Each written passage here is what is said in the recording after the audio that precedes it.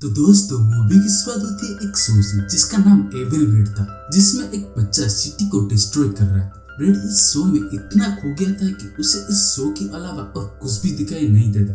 कुछ सालों बाद ब्रेड जब बड़ा हो जाता है तब उसे कोई भी पसंद नहीं करता और उसे जॉब भी मिलना बंद हो जाता है।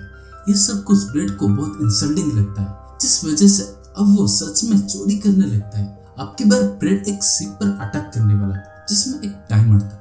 इसके बाद सीन में हम ग्रू, उसकी दोस्त लूसी और मिनस को देखते हैं जो कि उस शिप को बचाने और डायमंड्स को लेने आए थे। दूसरी तरफ ब्रेड डायमंड चोरी कर लेता है और शिप में घुसने का रास्ता भी ब्लॉक कर देता है। तभी लॉच अपने वाटर जेट को तेजी से मोड़ देता है ताकि बहुत सारा प्रेशर क्रिएट हो सके। ग्रू इस प्रेशर की हेल्प से शिप में पहुंच जाता है। ग्रू ब्रेड से फाइट करके डायमंड ले लेता है, लेकिन इतना में ब्रेड अपने गिटार की मदद से बहुत ज्यादा वेव्स क्रिएट करता है, जिस वजह से ग्रू शिप से लटक जाता है और फिर ब्रेड भी वहां से चला जाता है। ग्रू और लूसी कॉन्फ्रेंस हॉल में पहुंचते हैं जहां पर नई और पुरानी डायरेक्टर झगड़ा कर रहे थे। तभी नई डायरेक्टर वहां मौजूद लोगों से पूछती है कि ग्रू कहाँ है।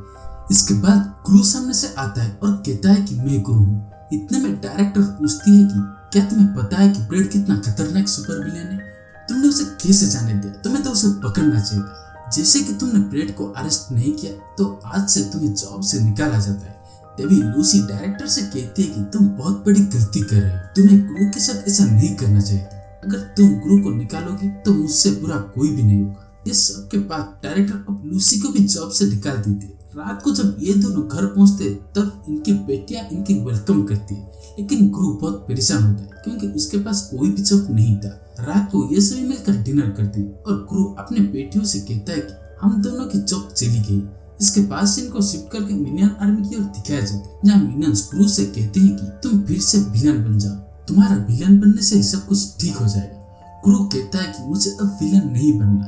तो मिनियंस कहते हैं कि तुम जब से डैड बने हो तुम्हारा दिमाग खराब हो गया है, हम सभी मिनियंस तुम्हें छोड़कर जा रहे हैं। इसके बाद से इनको शिफ्ट करके डायमंड की ओर दिखाया जाता है, जिसे देखने के लिए ज्वेलर आता है।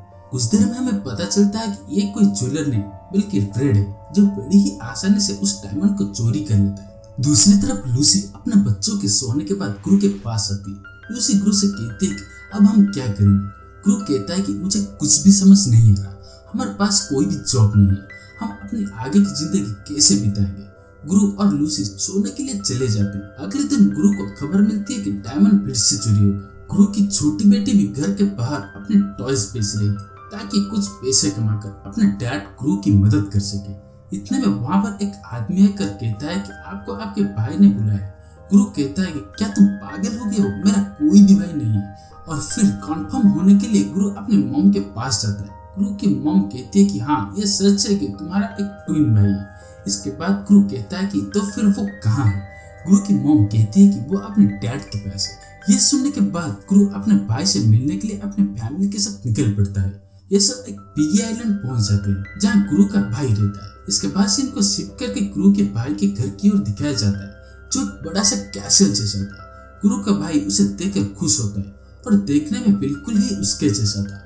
गुरु के भाई का नाम ड्रू था, जो कि लूसी और बच्चियों से मिलकर बहुत खुश होता है। वो गुरु को अपने कार कलेक्शन दिखाता है। तभी ड्रू लूसी और बच्चियों को सिटी घूमने के लिए कहता है और फिर से इनको शिफ्ट करके ब्रेड की ओर दिखाया जाता है, जो अपने बच्चों को याद कर रहा था। ब्रेड के पास एक ऐसा टॉय हुआ करता था जिसमें लेजर लाइट थी। दूसरी तरफ ड्रू अपने भाई ग्रू के साथ बेसमेंट में जाता है जहाँ एक लैब थी। ड्रू कहता है कि हमारे डैड बहुत बड़े सुपर विलेन थे। ग्रू इतने सारे गैजेट्स देखकर शॉक्ड हो जाता है। तभी ड्रू कहता है कि हमें अपने डैड के जैसा सुपर विलेन बनना चाहिए और फिर ग्रू इन सब काम के लिए मना कर देता है। तभी ग्रू की नजर अपने डैड के सुपर कार पर पड़ती है। दोनों भाई कार लेकर लॉन्ग ड्राइव पर चले जाते हैं।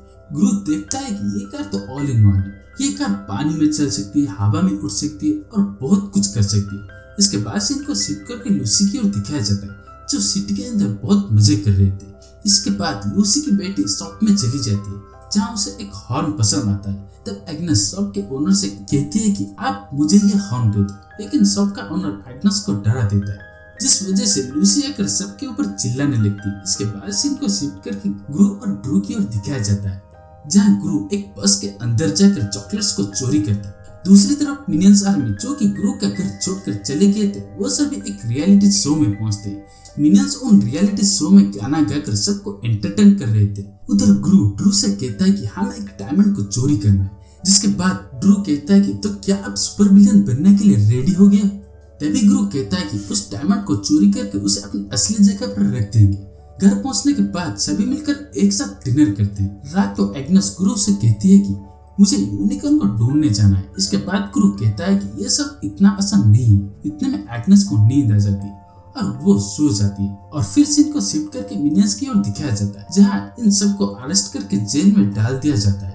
सभी मिनियंस जेल में लीड करते हैं। कुछ देर बाद एक मिनियन बाकी सबसे कहता है कि हमें गुरु के पास जाना होगा। दूसरी तरफ ब्रेड को दिखाया जाता है, जो ये सोचता है कि वो लेजर लाइट की मदद से कुछ भी डिस्ट्रॉय कर सकता है। उधर एग्नेस अपनी बहन के साथ फॉरेस्ट में यूनिकॉर्न ढूंढने के लिए चली जाती है। गुरु और ड्रू मिलकर डायमंड चोरी करने का प्लान बना रहे थे। गुरु ड्रू से कहता है कि तुम ड्राइविंग करोगे और मैं डायमंड चोरी करूंगा। ड्रू ये सब सुनने के बाद चोरी करने के लिए यूनिफॉर्म्स लाता है। तभी इनके घर का बेल बजने लगता है। जैसे ही लूसी डोर ओपन करती है, तभी वहाँ पर एक छोटे से बच्चे को दिखाते हैं। ये बच्चा लूसी की बेटी मार्गो से एंगेजमेंट करने के लिए आया था, जिसे देखकर लूसी हंसने लगती है और उसे घर से भगा देती है। कुछ देर बाद वो बच्चा अपने मॉम के साथ आता है और एंगेजमेंट के लिए कहता है। इसके बाद लूसी बच्चे के मॉम पर गुस्सा हो जाती है और कहती है कि क्या तुम्हारा दिमाग खराब हो गया है? एक बार कहा ना मेरी बेटी तुमसे एंगेजमेंट नहीं करेगी, जाओ तुम यहाँ से। तो वो बच्चा अपने मॉम के साथ चला जाता है। दूसरी तरफ एग्नेस के पास एक बेबी डियर आता है, जिसे देखकर वो बहुत खुश होती है और फिर सीन को शिफ्ट करके गुरु और ड्रू की ओर दिखाया जाता है, जहाँ गुरु ड्रू से कहता है कि मैं जल्दी से जाकर डायमंड लेकर आता हूँ, तुम मेरा इंतजार करना। लेकिन ड्रू कुछ भी नहीं सुनता और गुरु के पीछे पीछे जाने लगता है। ये दोनों कैसे भी करके डायमंड तक पहुँचने की कोशिश करते हैं और दूसरी तरफ मिनियंस की ओर दिखाया जाता है, जो जेल से निकलने की फुल तैयारी कर रहे थे। सारे मिनियंस मिलकर एक हॉट एयर बैलून बना रहे थे ताकि जेल के ऊपर से उठ सके। उधर गुरु और ड्रू ब्रेड के रूम में पहुंचते हैं, जहां गुरु देखता है कि ब्रेड डायमंड को पकड़कर सो रहा था। इतने में ब्रेड की आंखें खुल जाती है और वो अपने लैब में चला जाता है। गुरु और ड्रू ब्रेड के पीछे पीछे उसके लैब में जाने लगते हैं, जहाँ पर ड्रू लैब में रखा हुआ एक च्युइंगम खा लेता है। इसके बाद ड्रू देखता है कि ब्रेड तो एक बड़ा सा रोबोट के अंदर लेजर लाइट फिट कर रहा है, जिससे वो कुछ ही दिन में सिटी को डिस्ट्रॉय कर देगा। इतने में ब्रेड को भी पता चल जाता है कि लैब में कोई है। इसके बाद गुरु और ड्रू ब्रेड से डायमंड लेकर लैब से बाहर निकल जाते हैं। दोनों सीधा नीचे गिरने वाले थे, लेकिन तभी लुइस आकर इन दोनों को बचा लेती है। लुइस गुरु से कहते हैं कि आखिर तुम डायमंड को ब्रेड के पास से ले ही आए। घर पहुंचने के बाद गुरु कहता है कि चलो अब ये डायमंड अपनी असली जगह पर चली जाएगी। गुरु ड्रू से ये भी कहता है कि अच्छा होता अगर मैं तुम्हें अपने साथ नहीं लेकर जाता। ड्रू को बहुत गुस्सा आता है क्योंकि उसका भाई उसे बहुत ही बुरा भला कह रहा था। दूसरी तरफ मिनियंस भी बैलून में बैठकर हवा में उड़ रहे थे। गुरु रेडी होकर अपने घर के लिए निकलने वाला था। तभी एग्नेस आकर गुरु से कहती है कि देखो डैड, मुझे यूनिकॉर्न मिल गया। गुरु अपने बेटी से कहता है कि ये तो बहुत प्यारा है, लेकिन ये बेबी डियर है। लुइस गुरु से कहती है कि तुम बच्चों को लेकर आ, मैं डायमंड लेकर जाती हूँ। इसके बाद हम देखते हैं कि ब्रेड लुइस का भेष बदल कर आया था, जिसके हाथ में डायमंड था और वो तो बच्चियों को भी अपने साथ ले जाता है।